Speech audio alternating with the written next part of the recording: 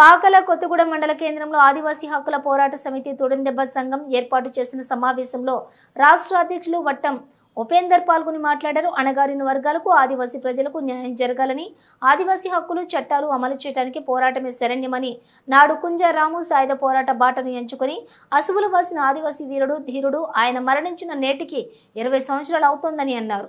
ఆయన మరణించి నాటి నుండి ప్రతి ఏడాది ఆయన వర్ధంతి కార్యక్రమాన్ని తొడుందెబ్బ నిర్వహిస్తోందని, అందులో భాగంగానే మార్చి 27న నిర్వహించే వర్ధంతి కార్యక్రమాన్ని జయప్రదం చేయాలని ఆయన కోరారు.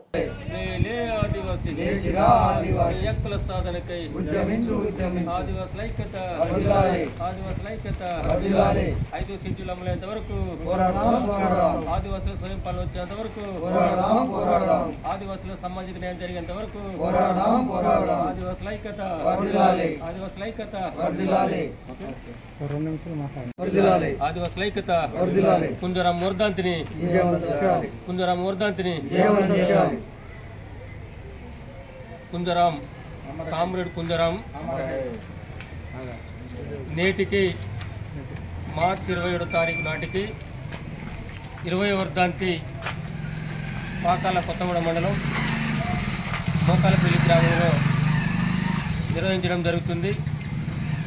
రాము వర్ధంతి కార్యక్రమంలో ఆదివాసులు, ప్రజలు, ప్రజాస్వామికవాదులు, మేధావులు, రామ్తో పాటు ఉద్యమ నాయకులందరూ కూడా ఈ వర్ధంతి కార్యక్రమంలో పాల్గొనాలని చెప్పేసి ఆదివాసీ హక్కుల పోరాట సమితి తొడుందెబ్బ పిలుపునిస్తుంది.